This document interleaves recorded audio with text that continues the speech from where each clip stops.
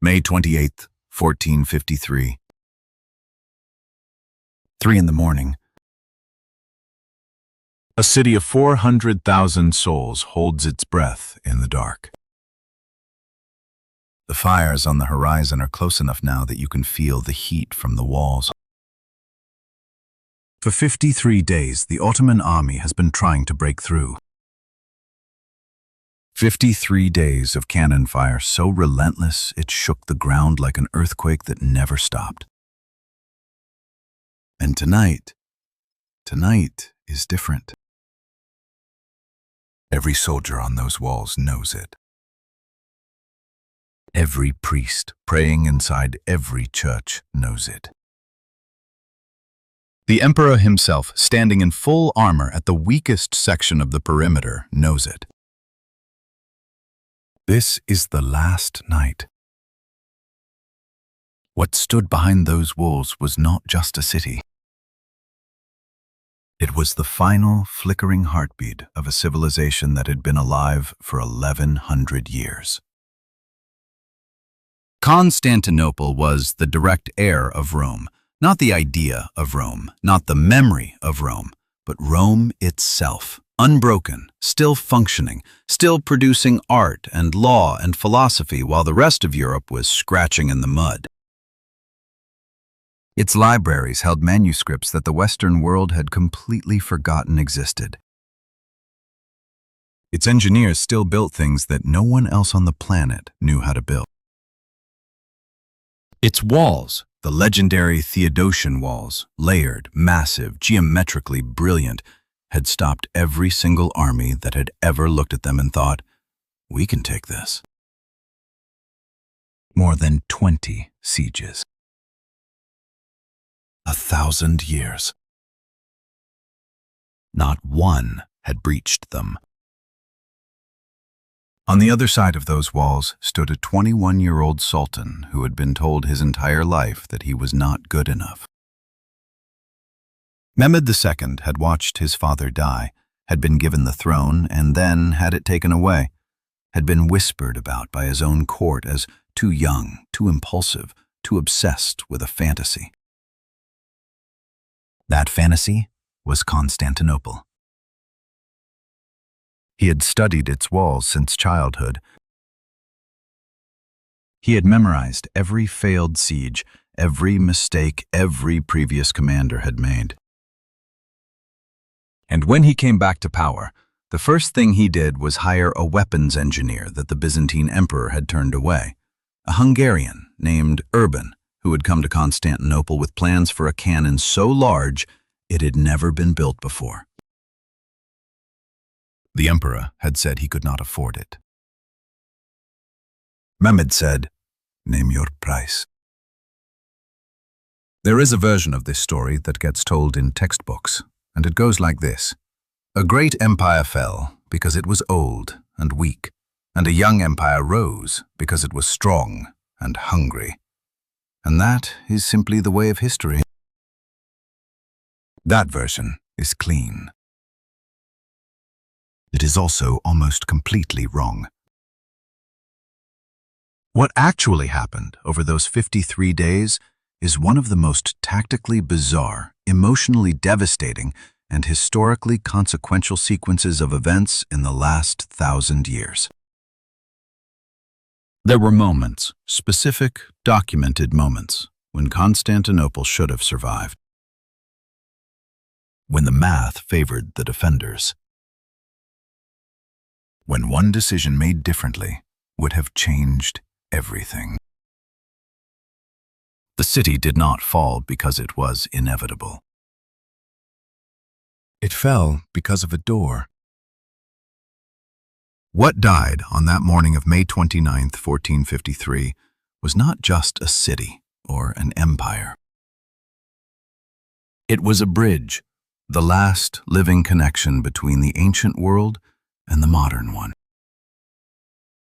What was born in its place reshaped every trade route on the planet, forced desperate European monarchs to fund expeditions into the unknown, sent Greek scholars fleeing west with armloads of manuscripts that would ignite the Renaissance, and drew the borders of a conflict between East and West that has never fully resolved. Every time you have looked at a map of the modern world and wondered why it looks the way it does, why certain empires rose, why certain voyages happened, why certain ideas exploded across Europe at a particular moment, the answer, more often than you would expect, traces back to one city, one night, and one unlocked gate. There is a detail about the fall of Constantinople that almost no one talks about. It is not in the popular accounts, it is not in the documentaries, and when you hear it, it will change everything you think you know about why the most fortified city in the history of the medieval world fell in a single night. But to understand it, we need to go back, not to the day of the assault, but to the hours just before it. Because that is where the real story lives, buried under 1,000 years of myth and a very convenient version of events that everyone agreed to stop questioning. Picture this. May 28th, 1453. The sun has just gone down over the Bosphorus. Inside the city, the churches are packed, not because the liturgy is scheduled, but because people have nowhere else to go with what they are feeling. Mothers clutch their children. Soldiers who have been awake for 3 days lean against the ancient stone walls and stare at nothing in particular. The sound of the Ottoman drums has not stopped in weeks. It is the kind of sound that does not just enter your ears.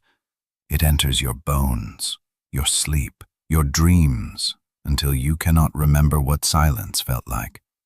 The Byzantines called it the sound of the end of the world. They were not wrong. Constantinople in 1453 was the last living piece of something that should have already been dead.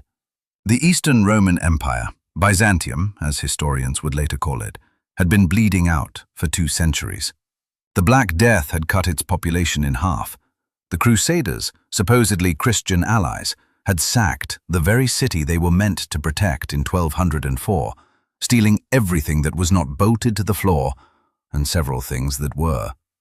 The territory that had once stretched across Anatolia, Greece, and the Balkans had shrunk, decade by decade, until all that remained was the city itself and a handful of scattered islands. By 1453, the Byzantine Empire was not an empire in any practical sense. It was a city. One city surrounded on all sides by an empire that had been devouring it alive for 100 years.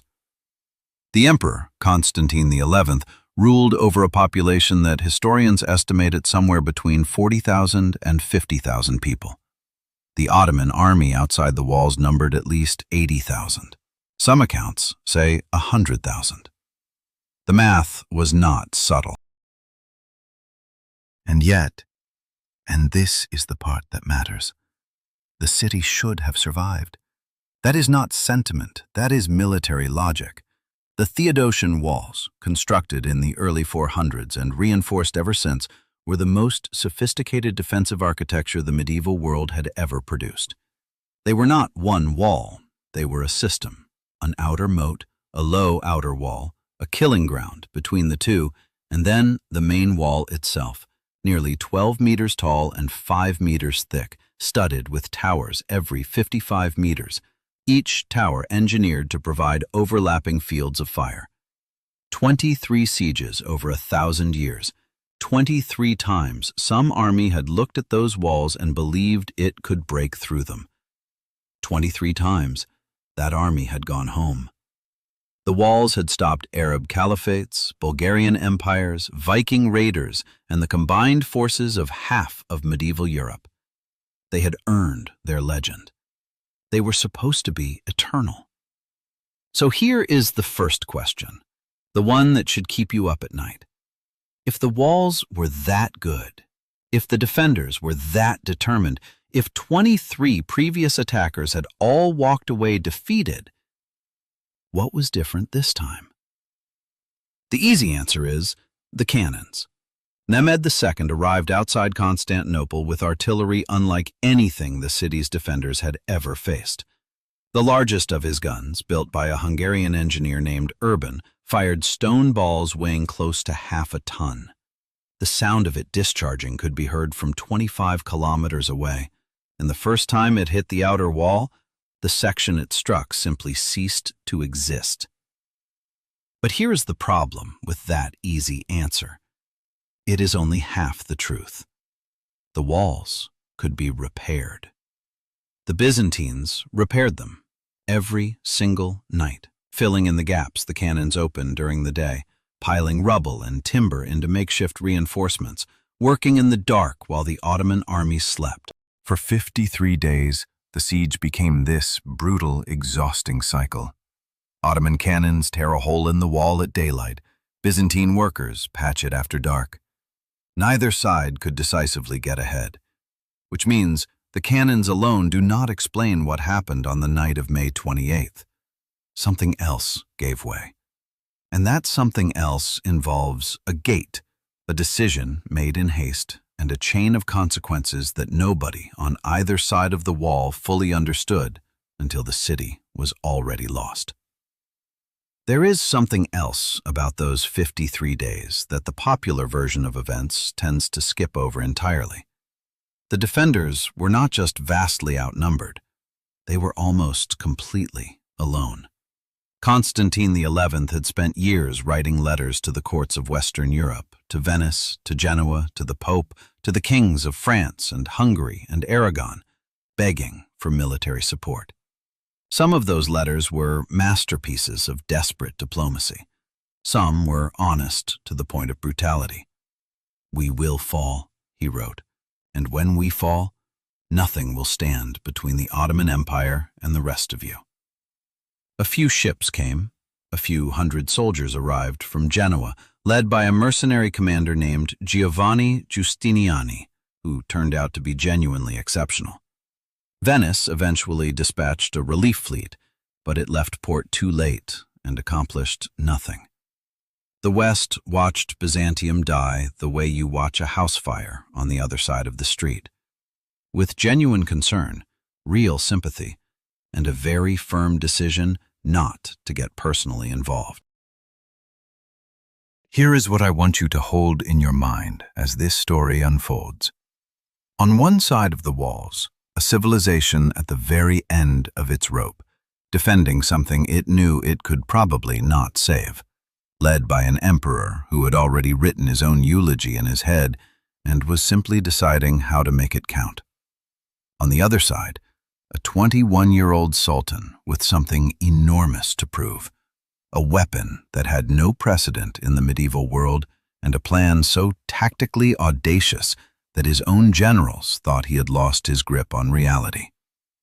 Between them, a set of walls that had defined the boundary between survival and annihilation for 1,100 years. And somewhere in that picture, in a detail so small that most historians treat it as a footnote, a parenthetical, an afterthought, is the real reason the night of May 28th became the night that cracked the ancient world in two. The cannons are part of the story. The armies are part of the story. The desperate diplomacy and the abandoned allies and the drums that never stopped, all of it is part of the story. But the gate is everything. And we are going to get there. Let me paint you a picture of what Byzantium actually looked like in the years before 1453, because the image most people carry in their heads is completely wrong. When people hear Eastern Roman Empire, they picture gold and marble and power, the gleaming capital of a civilization at its height. What Constantine XI actually inherited when he became emperor in 1449 was something far more grotesque, a hollow shell wearing the costume of a great empire. The palace complexes were crumbling and mostly empty. Entire neighborhoods inside the city walls had been abandoned and returned to farmland. There were vineyards and vegetable gardens growing where imperial boulevards had once run. The imperial treasury was so depleted that when Constantine needed money to repair the walls, he had to melt down church ornaments and borrow from Venetian merchants at punishing interest rates. This was not a civilization in decline. This was a civilization that had already declined and was now simply waiting for someone to come and confirm it officially. The story of how Byzantium got there is the story of a death by 1,000 cuts administered over 2 centuries. The Black Death arrived in Constantinople in 1347 and killed somewhere between a third and half of the remaining population in 2 years. The civil wars of the 1300s, Byzantine aristocrats fighting each other for a throne that controlled almost nothing, had been funded by selling off territory to the Ottomans, piece by piece, in exchange for military support that mostly went toward killing other Byzantines. By the time the dynasty stabilized, the empire had effectively become an Ottoman vassal state. The Byzantine emperor paid tribute to the Ottoman sultan, sent troops to fight in Ottoman campaigns, and watched in silence as Ottoman settlements spread across what had once been Byzantine land. The relationship between Constantinople and the Ottoman court in the decades before 1453 was not really the relationship between 2 sovereign powers. It was the relationship between a landlord and a tenant who had stopped paying rent but had not yet been evicted. Both sides aware of what was coming, neither side quite ready to force the moment. And then Murad II died in February of 1451, and his son Mehmed stepped into power for the second time. The word second time matters enormously here. Mehmed had been sultan once before, briefly, at age 12, after his father abdicated, and the experience had been a masterclass in humiliation. His regents ignored him, his court mocked him behind his back. The Venetian and Hungarian ambassadors who came to negotiate treaties openly referred to him in their dispatches as the child and structured their agreements accordingly, assuming he would be managed or removed before long. When Murad came back out of retirement to handle a military crisis, the message was unmistakable. The boy was not ready. Mehmed was sent back to the provinces with his tutors and his books and his burning, obsessive fury. He spent the next several years doing 2 things simultaneously, studying every account of every failed siege of Constantinople he could find, and waiting. When Murad died for the second and final time, Mehmed was 21 years old and had been preparing for this moment for most of his conscious life. The Byzantine ambassador who arrived at his court to offer condolences and negotiate the continuation of the tribute arrangement came back to Constantinople with a report that should have terrified the imperial council. He described a young sultan who was nothing like the distracted, easily managed adolescent from the previous decade. Mehmed received him formally, spoke to him in Greek, one of the several languages Mehmed had mastered alongside Latin, Arabic, Persian, and his native Turkish, and delivered a message of peace and continuity, with a warmth so polished it felt, the ambassador wrote, almost like a threat. The Byzantine court read that report and decided everything was probably fine. It was not fine. Mehmed had already begun drafting the plans for the siege before the ambassador's ship had cleared the harbor. Here is what made Mehmed genuinely dangerous, and I want to be precise about this because the word genius gets thrown around too casually. He was not just intelligent. He was the specific combination of intellectually rigorous and emotionally ferocious that produces people who actually change the shape of history. He had read the Greek and Roman military classics, not as cultural exercises, but as operational manuals. He understood that every previous Ottoman attempt on Constantinople had failed because it could not solve 2 specific problems: the Theodosian walls on the land side and the chain boom blocking the Golden Horn on the seaside, which prevented any fleet from getting close enough to the city's northern walls to create a second front. Every attacker before him had solved neither. Mehmed's plan was to solve both simultaneously, using methods so unexpected that the defenders would have no prepared response. He had spent years working out the details, And then he did something that revealed exactly how serious he was. He built a fortress. In the spring of 1452, while technically still at peace with Byzantium, Mehmed ordered the construction of a massive fortification on the European shore of the Bosphorus, directly across from an older Ottoman fortress on the Asian side. Together, the two structures would allow Ottoman artillery to control all naval traffic through the strait, cutting Constantinople off from any supplies or reinforcements coming from the Black Sea. The construction took 4 months. Constantine XI sent ambassadors to protest. Mehmed had the first group arrested. He had the second group executed. The message was not subtle. The peace that had existed between Byzantium and the Ottomans for decades was over, and the only question left was how quickly Constantinople understood that. When an Ottoman garrison stopped a Venetian ship attempting to pass through the new fortification's kill zone and sank it with artillery, killing the crew and impaling the captain on the shore as a public display, the last pretense dissolved. The siege was not coming. The siege had already started. What I want you to sit with for a moment is this image. 2 men on opposite sides of an 1100-year-old wall, each carrying the full weight of what was at stake. Constantine XI knew, he had no illusions about this, that he was probably going to lose. The numbers were too far against him. The Western help was not coming in sufficient force, and the Ottoman artillery was unlike anything his engineers had a solution for. He stayed anyway. He made the decision, consciously, to die with his city, rather than flee to safety in the Peloponnese or Morea, where Byzantine territory still existed. He spent the last months of his reign not trying to escape history, but trying to shape how history would remember the final chapter.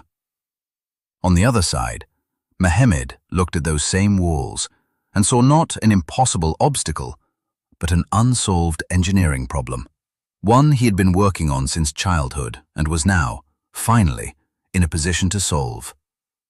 2 men, 1 wall, and somewhere in the weeks ahead, 1 unlocked door that neither of them would fully understand until it was already too late.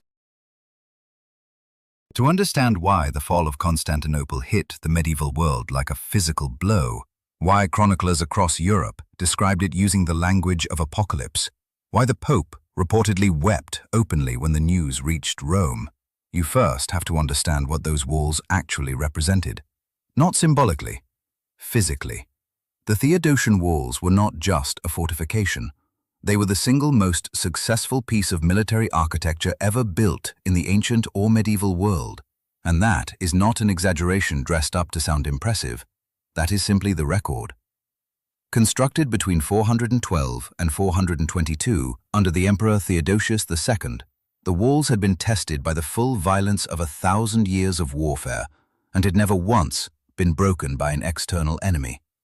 Every attacker who had ever tried, Arab caliphates, Bulgarian Khans, Viking mercenaries, Crusader armies, had eventually packed up their camps and gone home. The walls did not bend. The walls did not negotiate. The walls simply remained. The engineering behind them was sophisticated in ways that still impress military historians today. The system ran for nearly 6 kilometers across the western land approach to the city, the only side not protected by water, and it was not 1 wall, but 3 distinct defensive layers working in concert.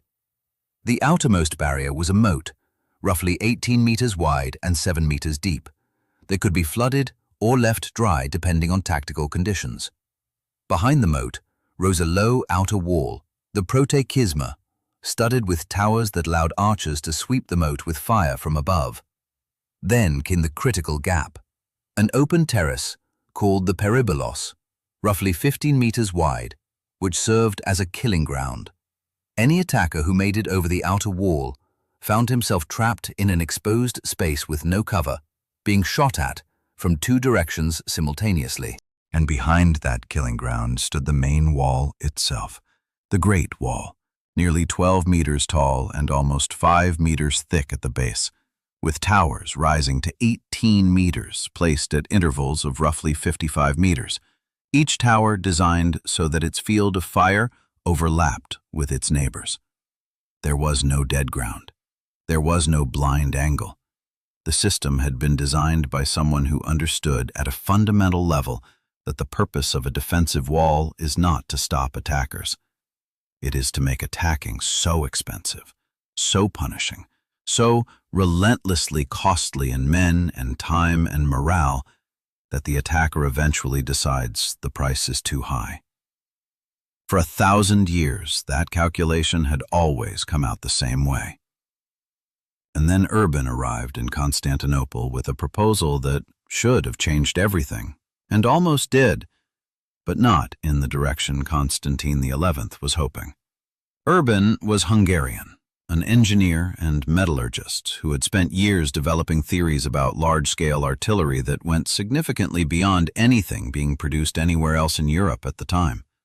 He came to Constantinople in 1452 with plans for a cannon of unprecedented size and the technical knowledge to build it, and he offered his services to the emperor. Constantine XI wanted him.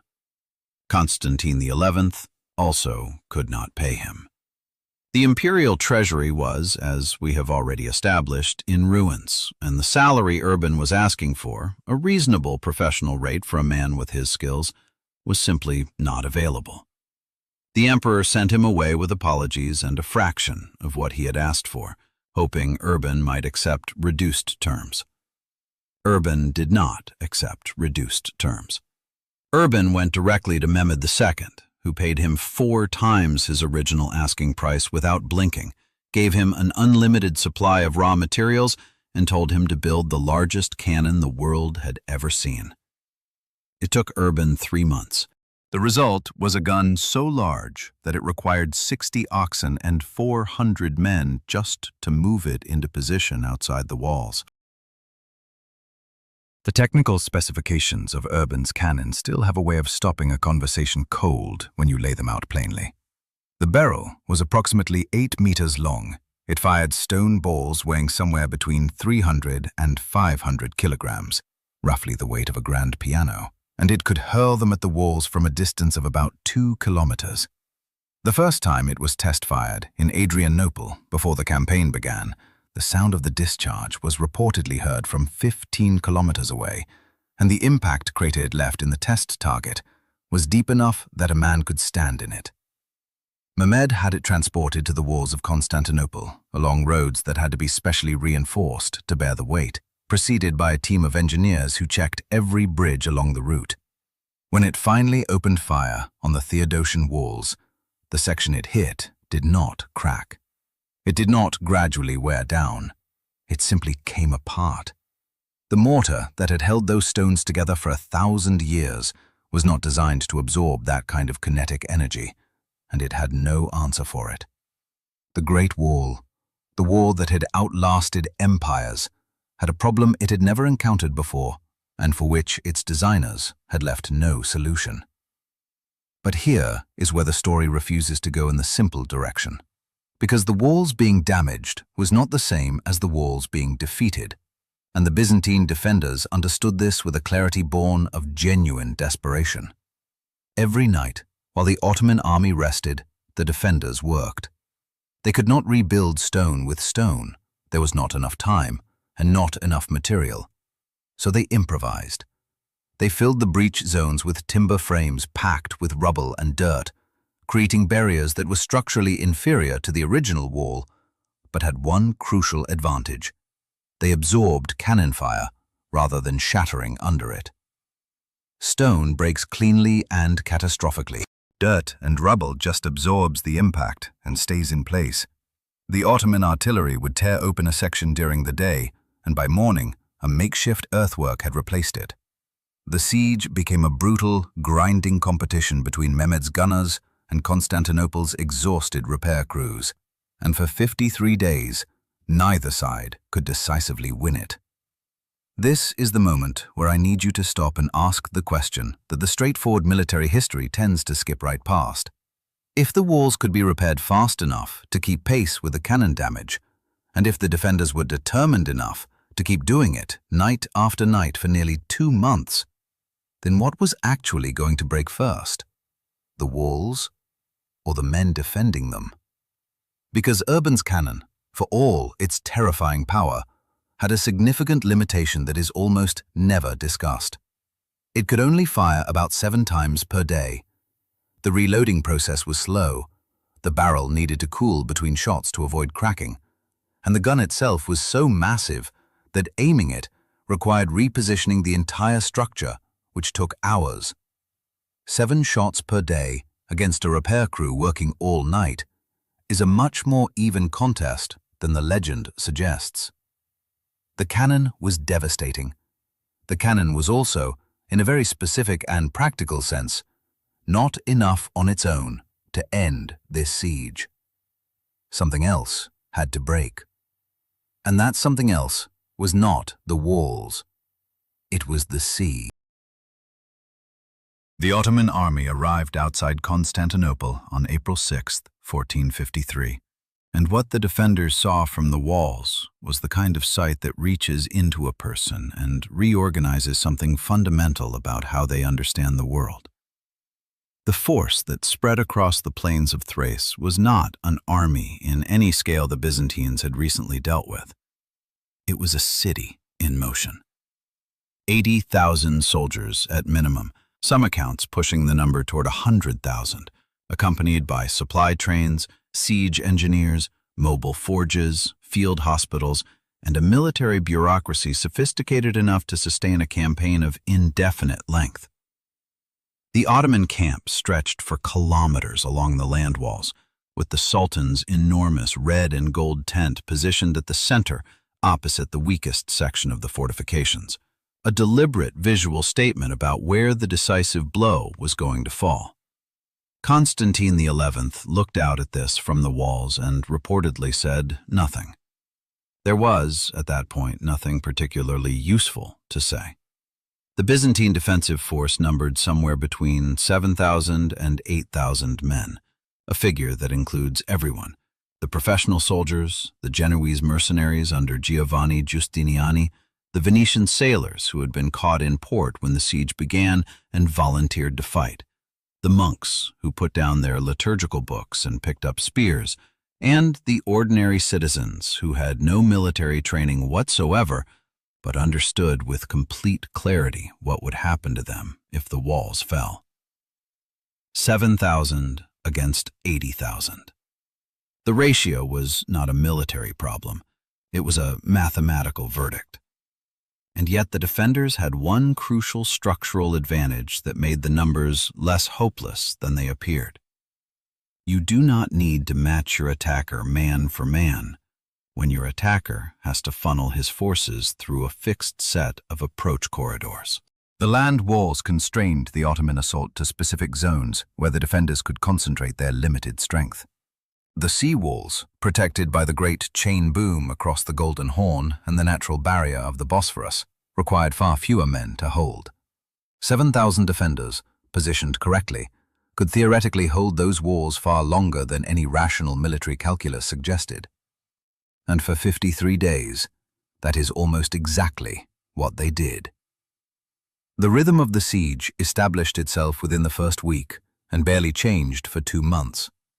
At dawn, the Ottoman artillery would begin its work, Urban's great cannon firing its 7 ponderous shots per day, supported by a battery of smaller guns that kept up a more continuous pressure along the wall line.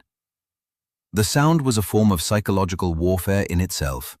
The concussive thud of each impact traveled through the stone and into the feet and chests of every person inside the city, a constant physical reminder that the walls everyone had always believed were eternal were, in fact, made of the same breakable matter as everything else. During the daylight hours, the defenders held their positions, repaired what they could under fire, and rotated their exhausted troops in shifts so short that no one was ever fully rested. Then, at night, the repair crews went to work. Old men and women joined the soldiers in carrying timber and rubble to the breach zones, packing the gaps with whatever material was available, working in torchlight, with the Ottoman campfires visible on the horizon less than a kilometer away. It was brutal, grinding, and, for the first several weeks, remarkably effective. But the land assault was only half of Mehmed's problem, and he knew it. The Golden Horn, the natural harbor on the northern side of the city, was protected by a massive chain boom stretched across its mouth, anchored on the Constantinople side, and supported by a line of Byzantine and allied ships. As long as that chain held, the Ottoman fleet could not enter the harbor, which meant the northern sea walls required almost no defenders, which meant Constantine could concentrate nearly all his forces on the land front. Mehmed needed that chain gone, or he needed a way around it. His admirals tried the direct approach first, a naval assault on the chain in mid-April that was repelled with significant Ottoman losses, the Byzantine and Genoese sailors proving dramatically more capable in close-quarters naval combat than their Ottoman counterparts. The direct approach had failed, so Mehmed, in a moment of logistical audacity that his enemies simply did not anticipate, decided to go around it entirely. What he ordered next is the kind of decision that sounds, in plain description, completely insane, until you realize it actually worked. Mehmed had a road constructed, overland, from the Bosphorus shore to the Golden Horn, bypassing the chain boom entirely. The road was greased with animal fat, and over the course of a single night in late April, his engineers dragged approximately 70 ships across it on wooden cradles, using oxen, capstans, and a workforce of several thousand men. When dawn broke on April 22nd, the people of Constantinople looked out over the Golden Horn and saw an Ottoman fleet already inside the harbor. It had materialized overnight, fully formed, on water it had no business being on. The psychological impact was immediate and severe. If Mehmed could drag a fleet overland to circumvent an obstacle that everyone had considered uncircumventable, then the concept of a defensive advantage being permanent was suddenly and violently in question. The northern sea walls now needed defenders that Constantine did not have to spare. It was around this same moment, late April, early May, that the last serious hope of outside relief quietly expired. A Venetian captain named Giacomo Cocco had attempted a reconnaissance mission with 3 ships in late April, sailing under Ottoman colors in an attempt to slip through the blockade and assess whether the promised Venetian relief fleet was anywhere in the vicinity. The deception was discovered. The Ottoman fleet gave chase, caught them near the entrance to the Golden Horn, and in the battle that followed, Cocco was killed and his flagship sunk. The other 2 ships fought their way back to the chain. When the survivors were brought before Constantine to report, the news was simple. There was no relief fleet visible anywhere on the horizon. Venice had dispatched ships eventually. They simply had not arrived. And at this point in the siege, the mathematics of time were running out faster than any fleet could sail. The city was going to have to survive this alone, or not survive it at all. Giovanni Giustiniani, the Genoese mercenary commander, is a figure who deserves more attention than he usually receives in the standard accounts of the siege, because for 53 days he was the operational spine of the entire defense. He was not there for ideology or loyalty to Byzantium. He had been hired, and he had come with 700 professional soldiers and a contract that promised him the island of Lemnos if Constantinople survived. But whatever his initial motivations, what he produced on those walls was extraordinary.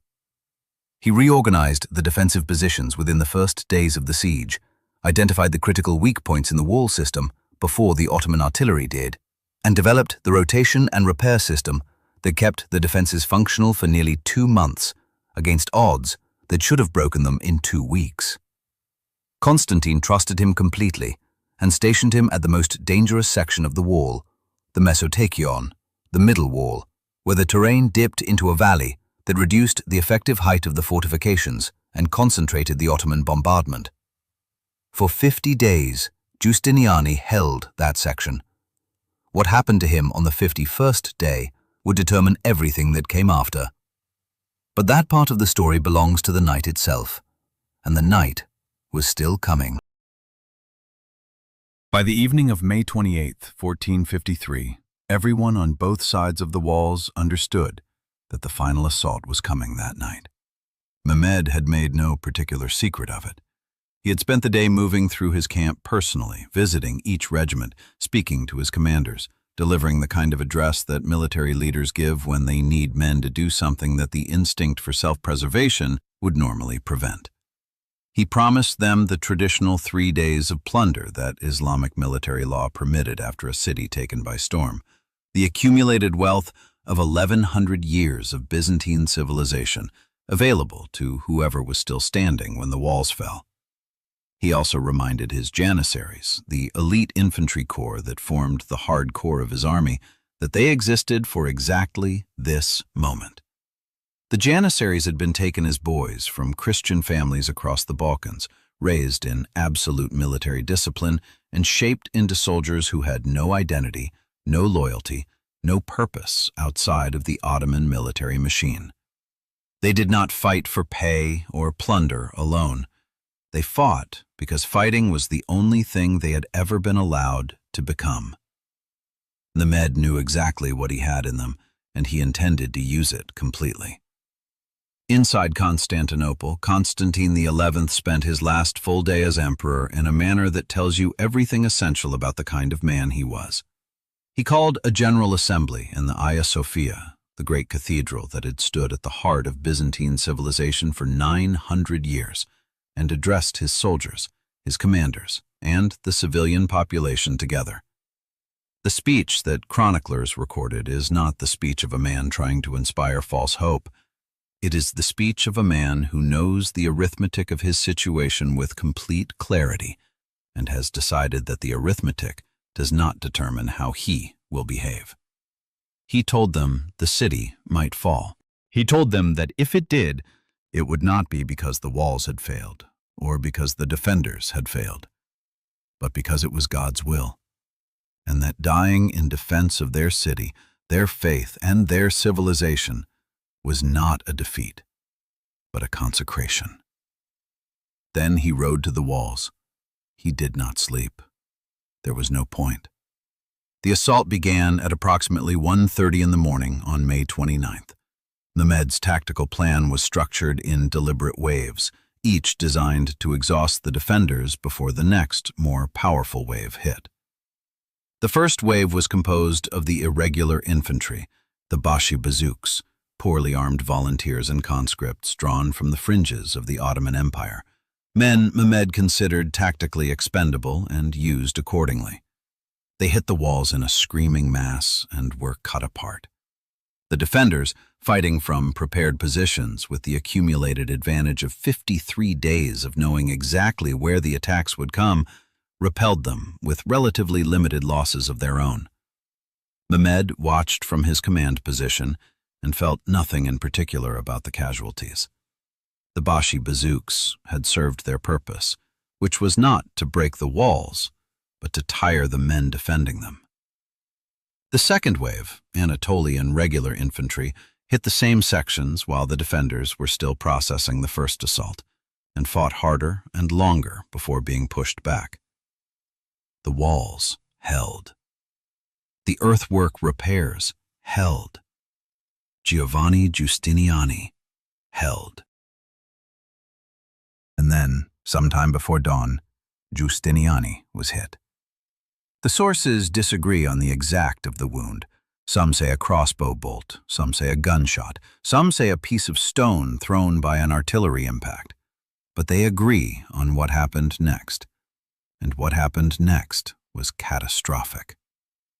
Giustiniani asked Constantine for the key to a gate in the inner wall so that he could be carried to the rear for treatment. Constantine, by some accounts, begged him to stay. He could not force him.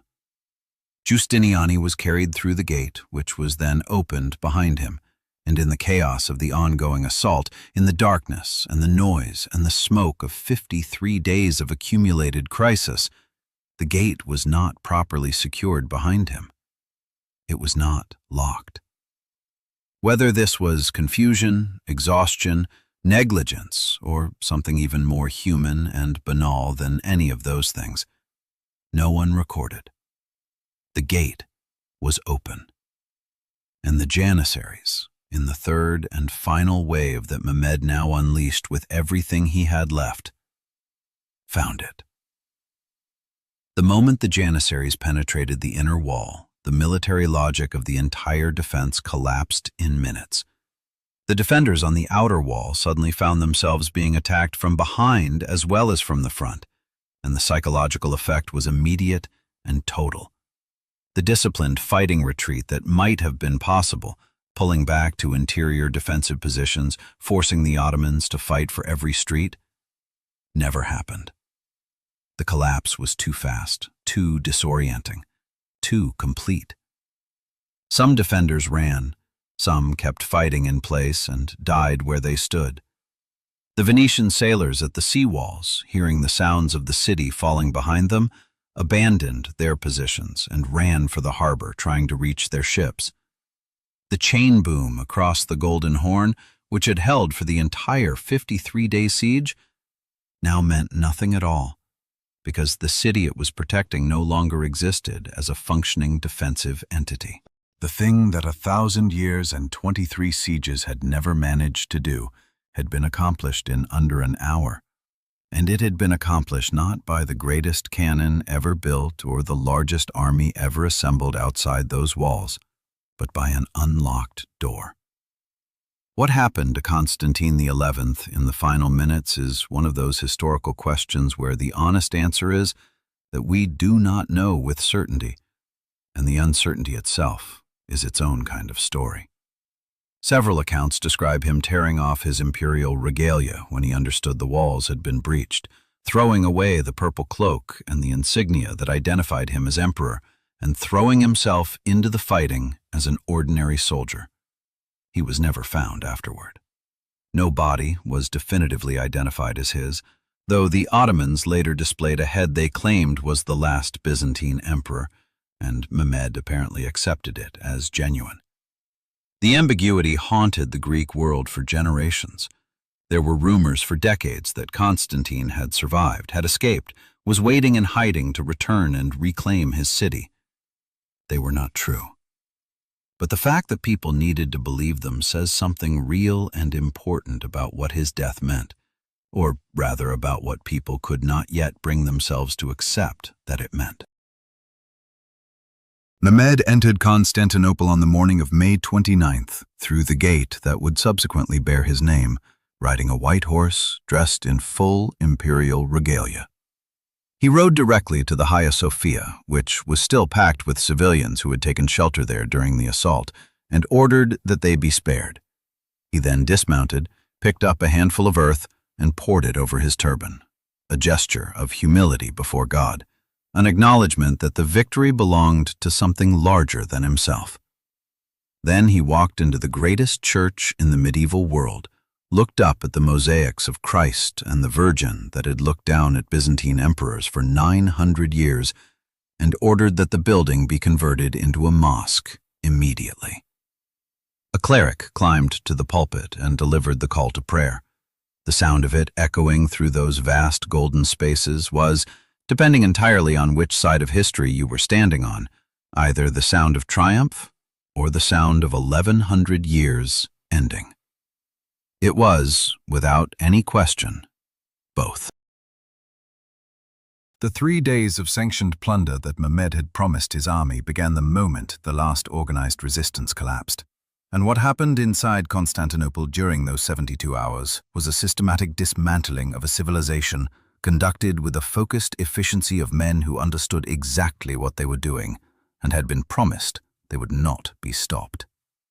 Soldiers moved through the city in organized groups, breaking into homes, churches, monasteries, and palaces, taking everything of portable value and destroying what they could not carry.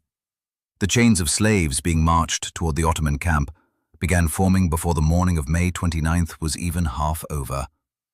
Byzantine nobles, merchants, clergy, and ordinary families who had survived the assault found themselves bound and walking, stripped of their remaining possessions, toward a future that had just been decided for them without their input.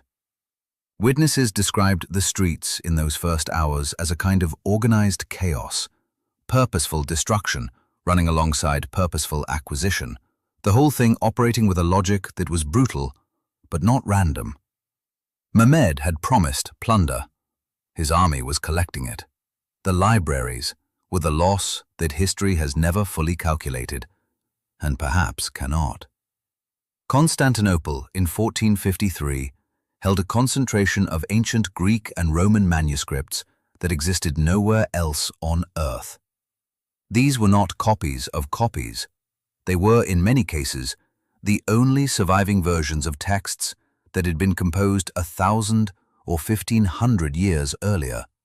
Works of Aristotle, Plato, Archimedes, Ptolemy, Galen, and dozens of lesser-known but irreplaceable authors existed in Constantinople in manuscript form because the city had been, for 1,100 years, the living library of the ancient world.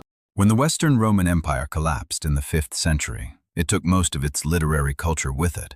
Books rotted, monasteries burned, the chain of transmission broke. Byzantium had kept that chain intact. Scholars copied manuscripts by hand, generation after generation, preserving texts that the Latin West had completely forgotten existed. When those books burned in the plunder, and many of them did burn, used as fuel or destroyed in the general violence of the city being sacked, the loss was not symbolic. It was categorical.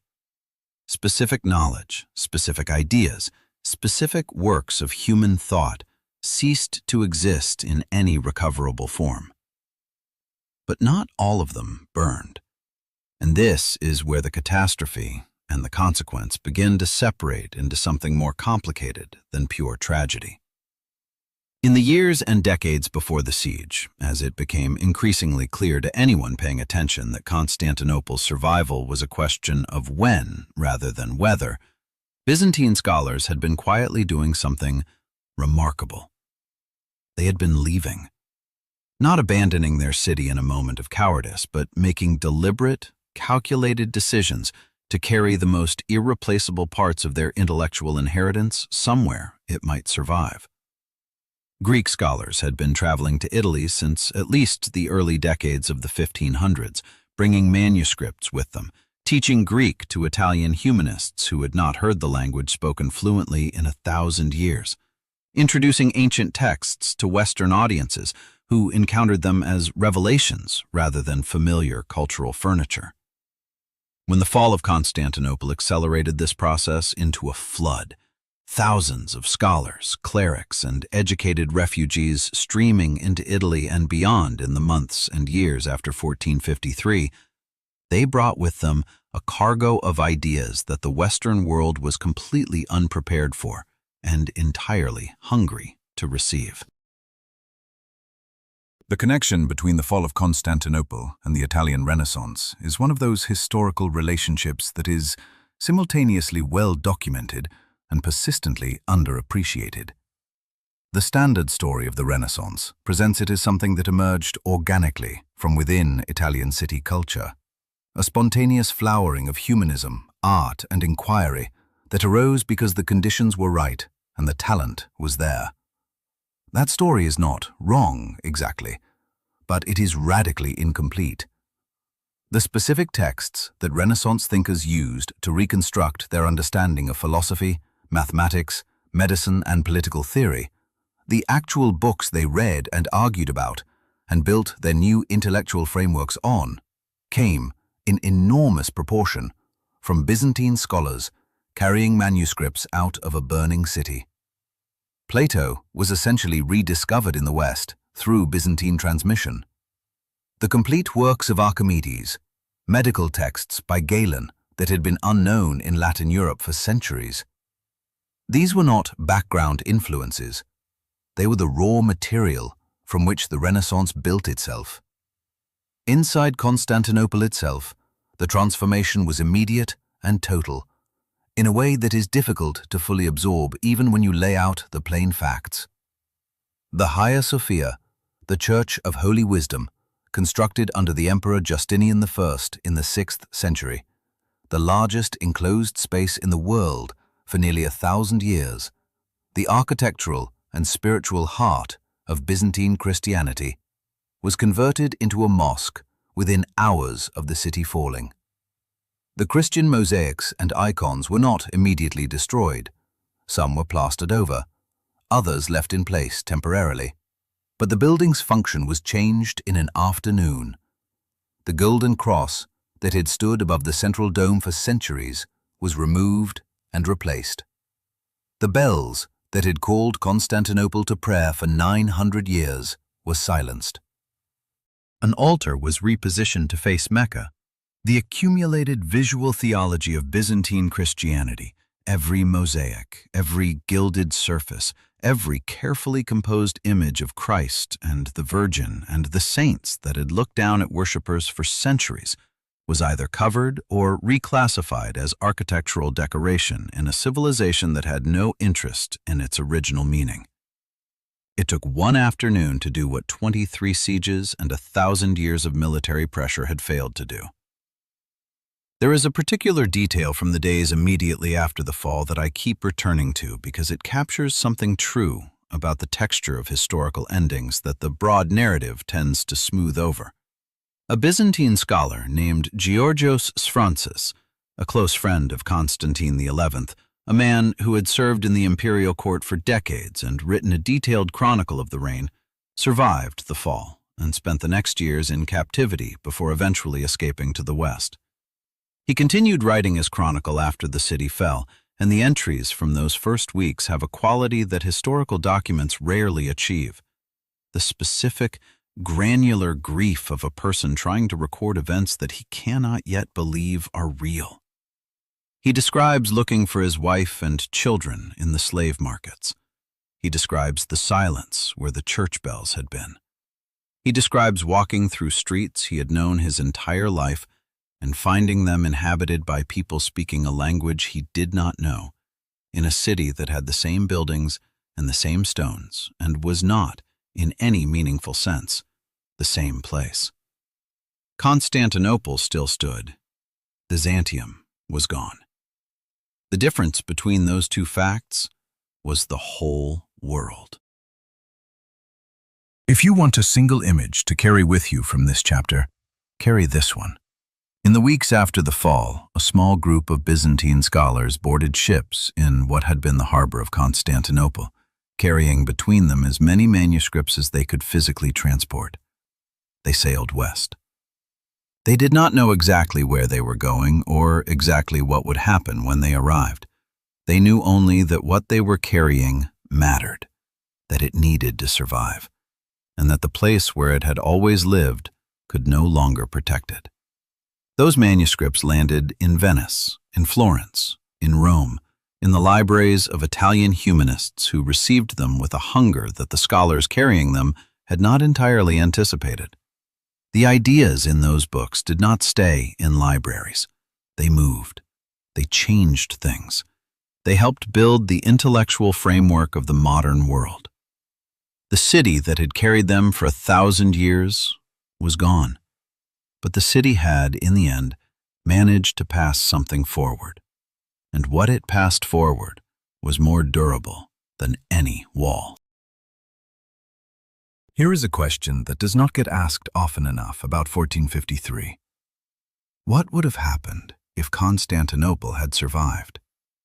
It is not an idle thought experiment. There were specific moments during the siege: the night the Janissaries found the unlocked gate, the hour when Justiniani was wounded, the week when the relief fleet that never came should have arrived, where the outcome could have gone differently. If any one of those moments had resolved the other way, the Byzantine Empire would have survived at least another generation, possibly longer. The Ottoman advance into southeastern Europe would have been checked, or at least delayed, and the specific chain of consequences that flowed from the fall, the trade route disruption, the refugee scholars, the desperate Atlantic voyages, the particular shape of the Renaissance, would not have happened when it did, in the way it did, with the force that it did. The world you are living in right now is, in ways both direct and intricate, a product of a gate that was left unlocked in the early hours of May 29th, 1453. That is not a metaphor. That is a description of actual historical causation. The most immediate and economically consequential effect of the fall was what it did to trade. Constantinople had been, for centuries, the critical hinge point of commerce between Europe and Asia, the city through which silk, spices, dyes, and luxury goods from China, India, and Persia flowed westward into European markets. The Silk Road, in its various branches, converged on Constantinople the way rivers converge on a delta. When the Ottoman Empire took control of that hinge point, it did not shut the trade down entirely. The Ottomans were sophisticated merchants who understood the value of commercial traffic. But it imposed new tariffs, new restrictions, new uncertainties that made the old routes significantly more expensive and unreliable. European merchants and monarchs who had built their economic models around access to Eastern goods through Constantinople now faced a structural problem. The door was still there, but someone else controlled it and was charging more to use it.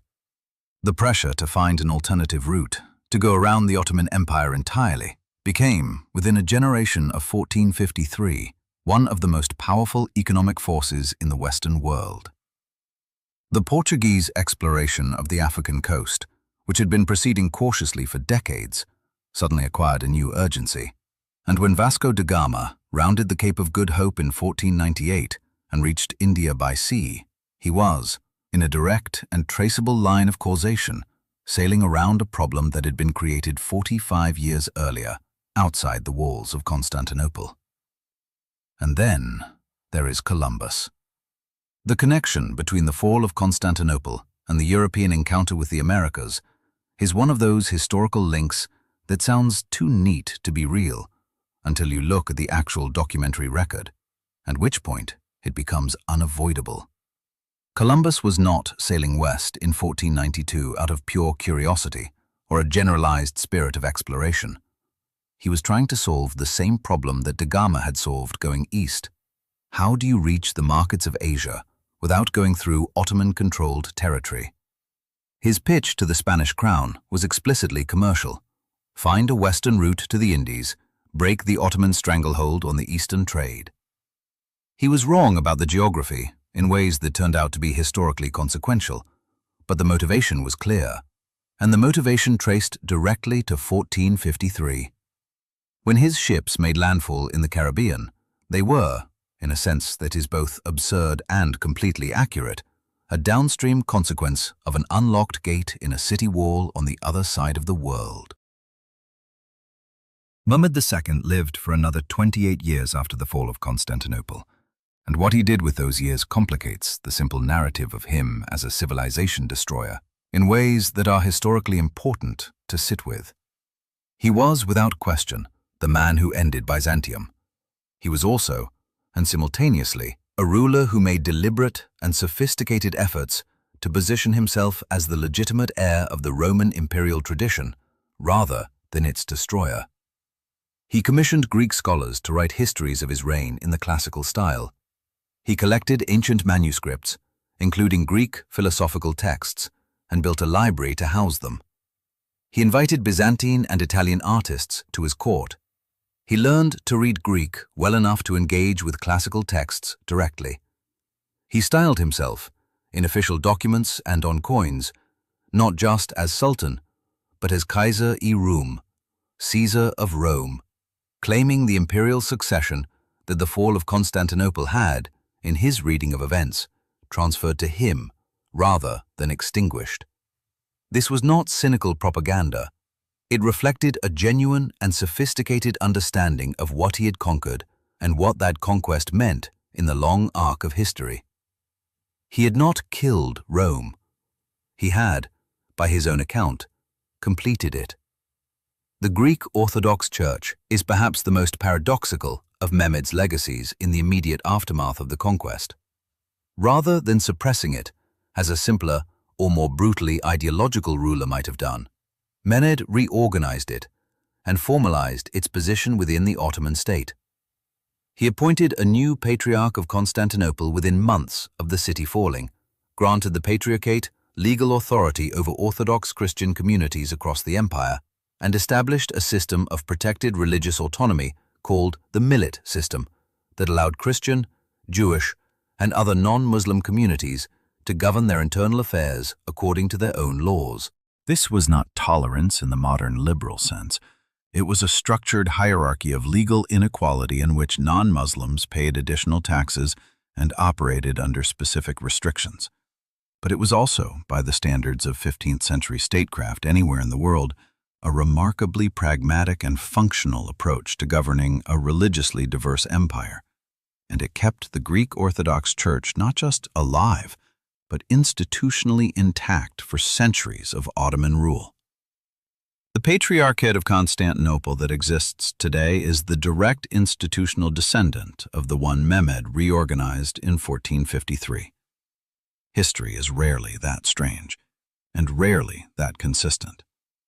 What I keep returning to when I try to find the single idea at the center of this story is not the military history or the trade economics or even the Renaissance manuscripts.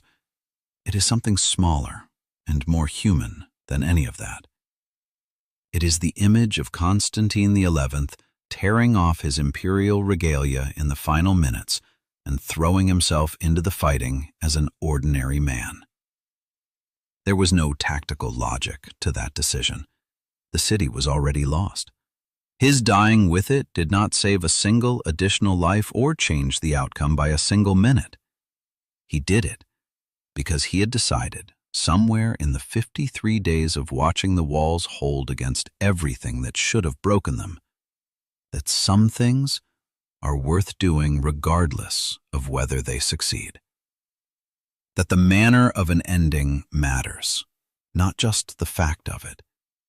That a civilization which had lasted 1,100 years deserved to go out on its feet rather than on its knees. Whether you read that as nobility or futility, or simply as the last decision available to a man who had run out of other options, it is the most human moment in a story full of enormous, impersonal forces, cannons and armies and trade routes and the migration of ideas across continents. The Ottoman Empire that Mehmed built on the foundations of Constantinople lasted until 1922. The trade routes disrupted by its rise produced the Americas as a European project. The scholars it scattered westward helped ignite a transformation of European thought that we still call, inadequately, the Renaissance. The institutional church it reorganized is still operating in Istanbul today, and the walls that held for 1,000 years and fell in a single night because of an unlocked door are still partially standing if you go and look for them. Ancient stone rising from the ground of a modern city, carrying the memory of something enormous that ended there, and something equally enormous that began. Every time you look at a map of the modern world and find it shaped the way it is, you are looking at the afterimage of May 29th, 1453. The city fell. The world it fell into is the one we are still living in, and the question that stays with me, the one I cannot shake, no matter how many times I turn it over, is this. How many other unlocked doors are there right now in the walls of things we are absolutely certain will last forever?